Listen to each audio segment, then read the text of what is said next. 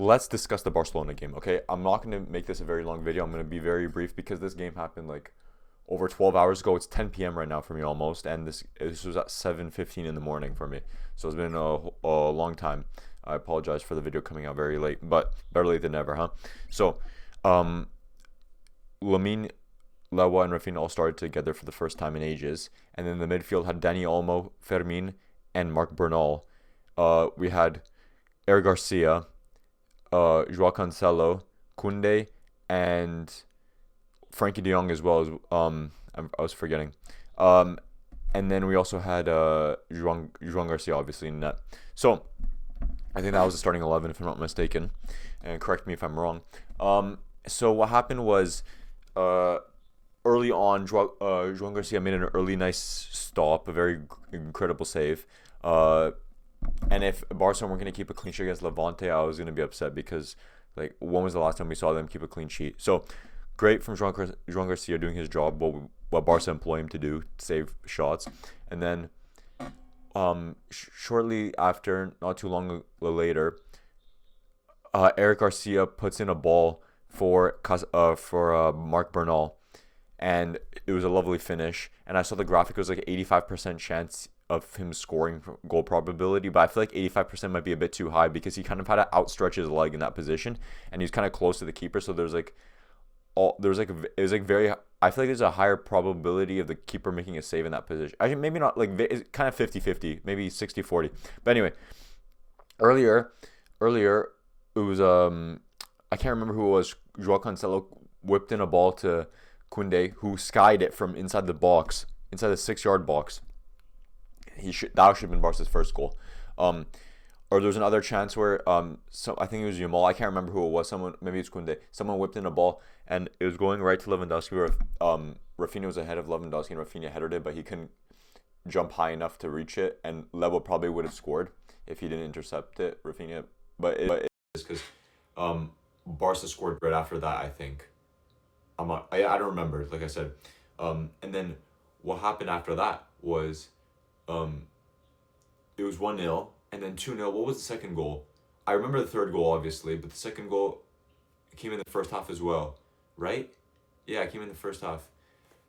Who scored the second goal? I actually can't remember who scored the second. Maybe it'll come to me later, but we'll just continue discussing. Um, Near the end of the game, the goalkeeper, I think it's from Australia, for Levante, made an incredible save. The ball gets whipped into Rafinha, and he headers the ball with such power. The goalkeeper was forced to make an incredible save, and the ball is falling in the sky. And Fermin Lopez, all he has to do is tap it in.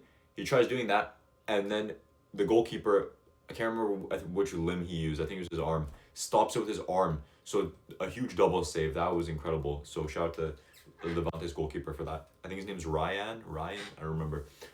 Oh yeah, I remember when Yamal used to call himself Ryan. Oh, those were the days.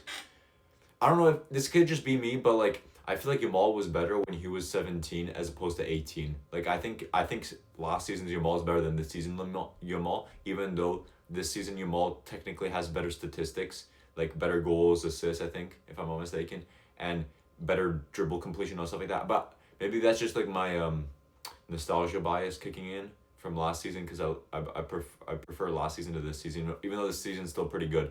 But I just really like last season more. Um, this season's kits are so clapped in my opinion.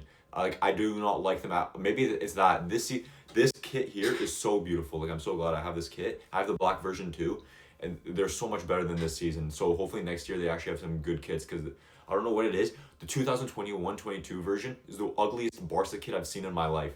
That one is the most chopped kit I've ever seen. It's the one where the season after Messi left. So that shirt was so ugly that it forced Messi out of Barcelona. Like Messi could not be seen wearing that ugly ass shirt. So what happened next? Fermin Lopez. But this happened. The huge double save happened after Fermin Lopez scored a banger. He took it on his left foot outside the box and hit it off the inside of the post and in, and that was an incredible goal. But what I want to say is,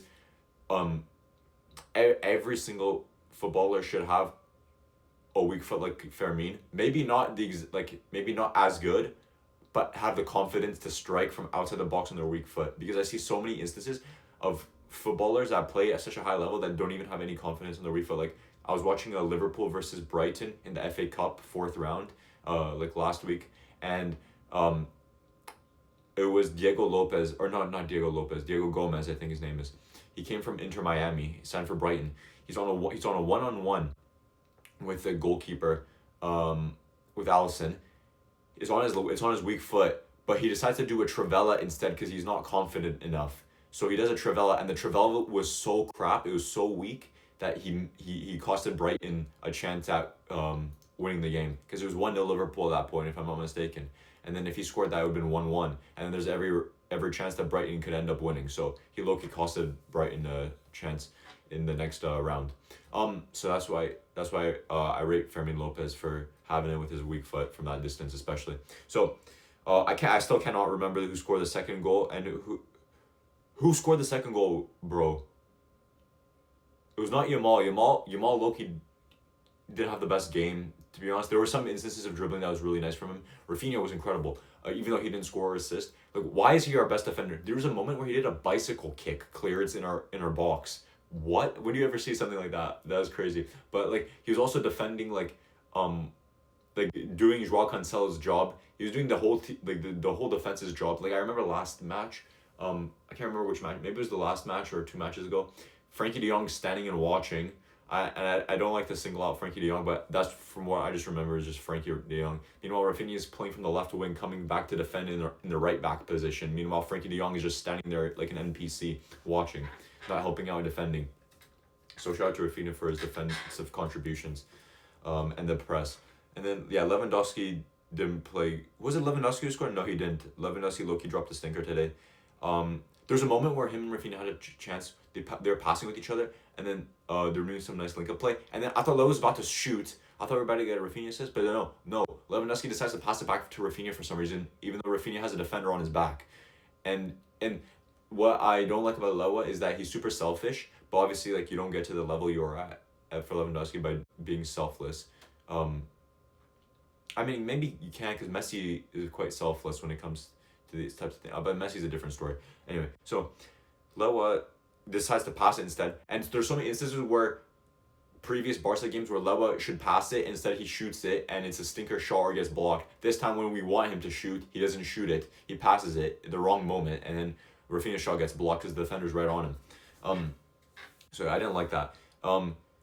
Danny Olmo low-key dropped a stinker. I can't remember anything from him really. Frankie De Jong, I can't really remember much. Like I said, this is over 12 hours ago. I can't really remember anything.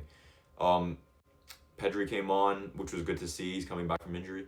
Who else came on? Rooney Bargy came on. I can't really remember anything that these lot did off the bench. Ferran Torres came on. Who scored though, bro? Who scored? Was it Joao? No, it wasn't Joao Cancelo, was it? I don't even remember what the goal was. Joao Cancelo was man of the match. Like La Liga or whoever gives the man of the matches at the end gave it to Joao Cancelo, and well deserved because he was man of the match probably.